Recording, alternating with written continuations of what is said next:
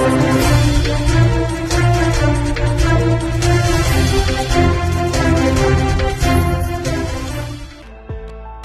કાશ્મીરમાં આતંકીઓ દ્વારા કરાયેલા હુમલા બાદ ભારત દ્વારા પાકિસ્તાન સામે બદલો લેવાયો હતો, જેને લઈ ભારત અને પાકિસ્તાન વચ્ચે યુદ્ધ જેવી સ્થિતિ સર્જાઈ હતી અને હાલ ભારત અને પાકિસ્તાન વચ્ચે યુદ્ધ વિરામ થયો છે, ત્યારે આમ આદમી પાર્ટી દ્વારા તિરંગા યાત્રાનું આયોજન કરાયું હતું।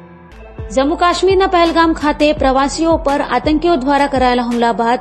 પાકિસ્તાનમાં આતંકીઓના ઠેકાણાઓ પર ભારતે એર સ્ટ્રાઇક કરી હતી, જેને લઈ ભારત અને પાકિસ્તાન વચ્ચે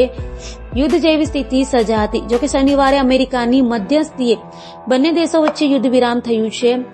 ત્યારે આમ આદમી પાર્ટી દ્વારા તિરંગા યાત્રાનું આયોજન કરવામાં આવ્યું હતું। ભારતીય સશસ્ત્ર સેનાને વંદન કરવા માટે આજે તિરંગા યાત્રા આયોજન કરાયું હતું, જે તિરંગા યાત્રા સાગર કોમ્યુનિટી હોલથી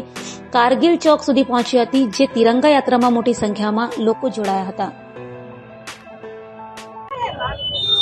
પાયલ સાકરિયા, સુરત મહાનગરપાલિકા વિરોધ પક્ષ નેતા, આમ આદમી પાર્ટી। આજે સુરત શહેરના તમામ સંગઠન દ્વારા આજે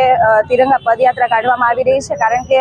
દેશની આપણી જે સેના છે, આપણી જે આર્મી છે, આપણા જે સૈનિકો છે, એમણે જે પાકિસ્તાનને જડબાતોડ જવાબ આપ્યો છે અને જે જવાબ આપ્યો છે એનાથી આપણને ખ્યાલ આવે કે પાકિસ્તાન ભવિષ્યમાં ક્યારેય પણ ઊંચું આંખ કરીને પણ ભારત સામું ના જોવે, હજી પણ જો એવા કોઈ પણ પરાક્રમો પાકિસ્તાન કરે તો એના માટે સક્ષમ આપણી આર્મી છે, એમને અમે વંદન કરીએ છીએ। જ્યારે દેશ આજે એકજૂટ થઈને આર્મીને વંદન અને સલામ કરતો હોય ત્યારે આમ આદમી પાર્ટી દ્વારા પણ આ કાર્યક્રમ કરવામાં આવ્યો છે અને સાથે સાથે અમે સરકારને કહીએ છીએ, આર્મીશ્રીને પણ કહીએ છીએ કે જ્યારે પણ જરૂર પડશે દેશ સેવામાં ત્યારે અમારા આમ આદમી પાર્ટીના તમામ કાર્યકર્તાઓ એમની સાથે છે। જ્યારે પણ જરૂર પડશે ત્યારે